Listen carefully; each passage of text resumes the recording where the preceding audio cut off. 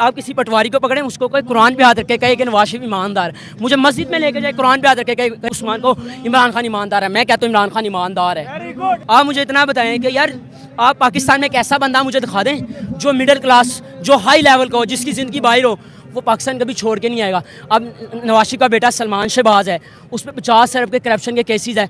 आज इन्होंने अपने केसेस ख़त्म करवाने के लिए थे। इनका असल मकसद, दूसरा मकसद इनका ये था कि हम आएंगे, हमारी वैल्यू बढ़ेगी। इनकी वैल्यू बढ़ने के वजह जरदारी ने बड़ा अच्छा करा है, नून लीग की सारी वैल्यू ख़त्म करवा दी है। वो तो भगोड़ा खुद तो मुल्क से बाहर भाग गया है, जिसके अब बिलावल भुट्टो जिसने उसने जन्म दिया है, उसने नून लीग की सियासत का बेड़ा गर्क कर दिया। नून लीग कुछ भी नहीं, ये 13 पार्टियां मिलकर खान के खिलाफ हो गई हैं। आपकी 13 पार्टियों ने खान के खिलाफ 600 मिलियन खर्च करे खान को निकलवाने के लिए।